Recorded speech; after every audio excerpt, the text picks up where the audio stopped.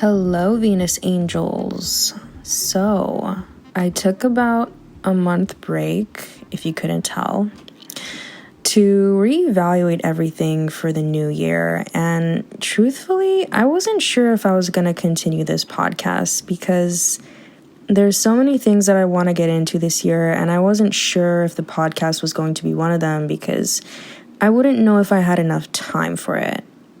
But I think January came at a very rocky start.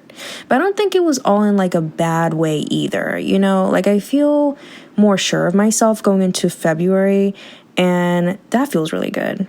So to get things started, and this is going to be kind of like slightly all over the place, but like it makes sense to me because January was so chaotic and all over the place.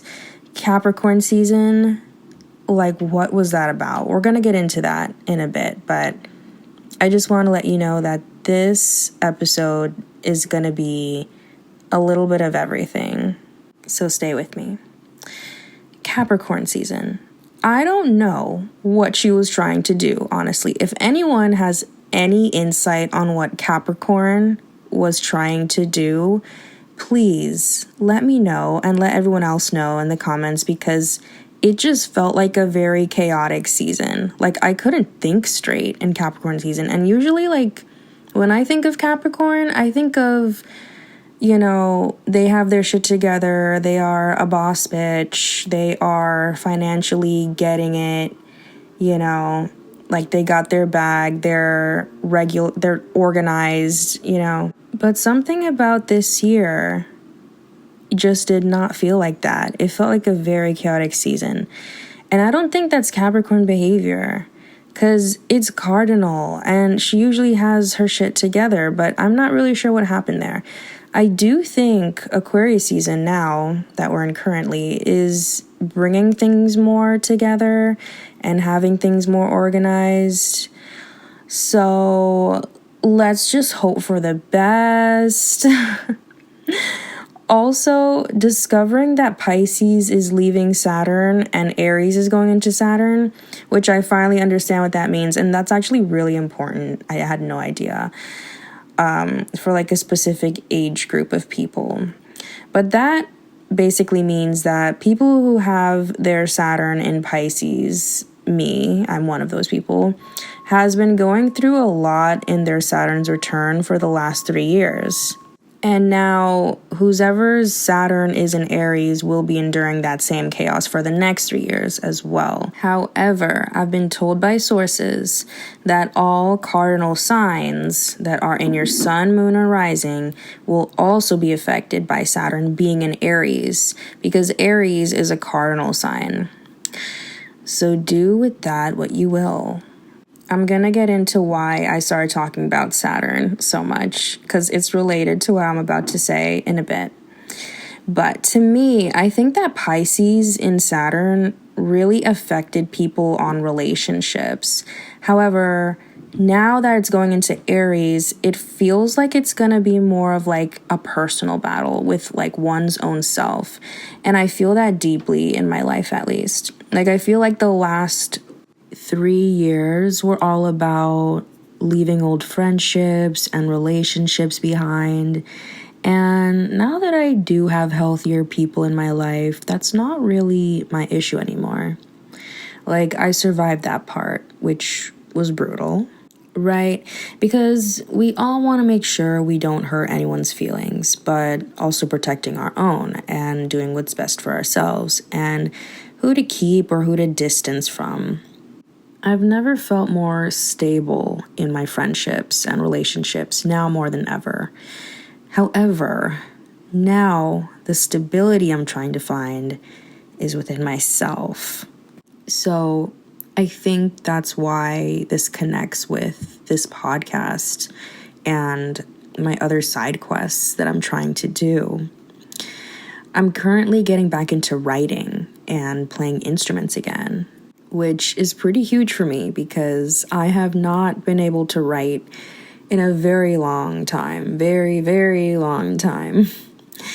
And I want to upload some of that on here maybe But YouTube also kind of sucks now with the whole like copywriting thing. I have to look into that. And if anyone knows how to make a cover without getting copyrighted, please let me know, because I don't understand how you can get copywritten making a cover. Like, it's not as easy as just like writing down in the description section like, this is a cover, I did not copyright, blah blah blah. Like, that is very 2010s. You can't do that anymore. So I don't know, so many rules have changed. Everyone loves making things harder than it needs to be. But I feel like the most challenging part for me when it comes to quote unquote making a brand is finding a specific style and aesthetic that suits me entirely as a whole person.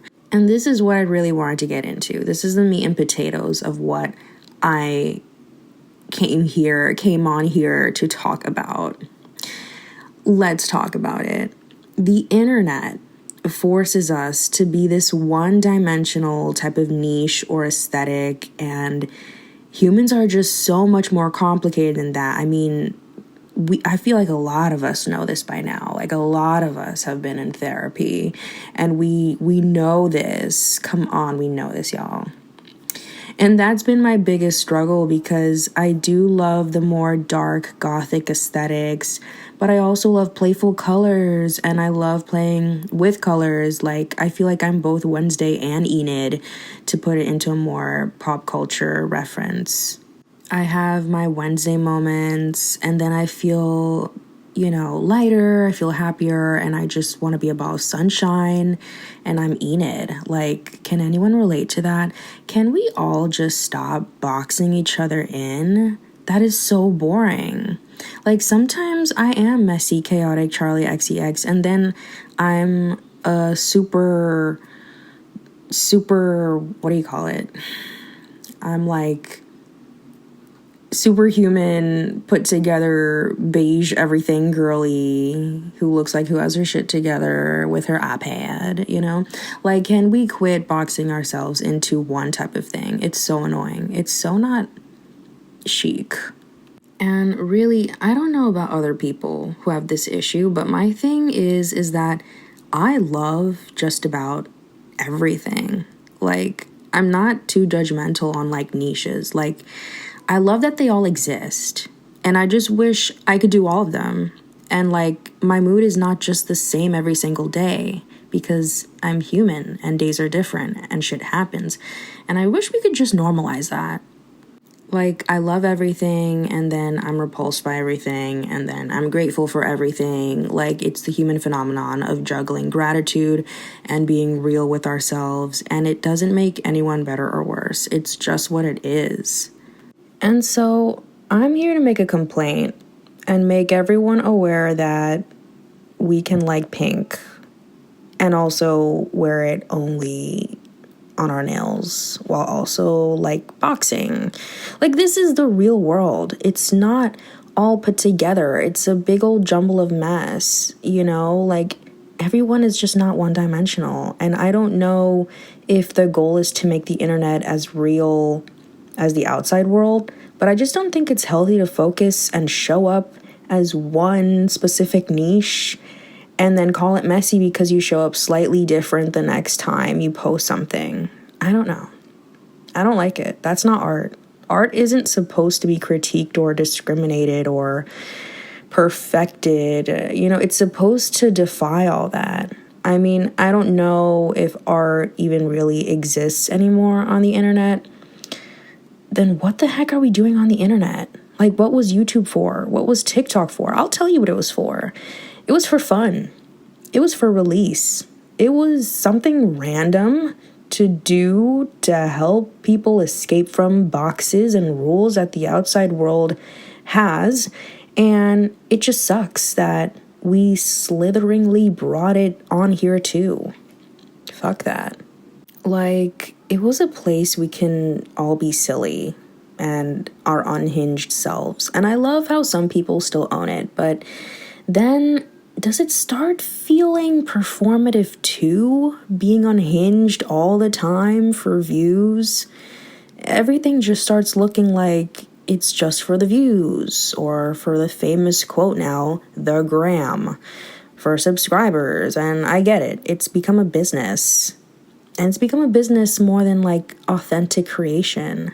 I feel like sometimes we creators get really scared of being the authentic creators we are, because that's not what's trending or talked about in the moment. Charli, I think if we can continue, though, to fight this robotic algorithm and showing that we value authentic creation more than trends, there might be a chance at real happiness here. And who knows, this just might be Aquarius energy talking through me right now about being real and authentic and black sheep genuine. But I'm gonna ride this wave because I'm not happy until I make myself happy, not when others do it for me. So I just want to say thank you to all my Venus Angel listeners, and a bigger, specialer thank you for my Aquarius listeners for existing. Happy birthdays to you all. And I'm starting out small and gentle and slow this year with my podcast because I really need to take my time, but I didn't forget y'all. I did not leave y'all. I just had to think and process and evaluate everything my Libran mind tends to do. But that is all I have for you today, Venus Angels. Thank you so much for listening. You can find me on all platforms at August in Venus. And that's it. This is Venus Cove signing off. Until next time, Venus Angels.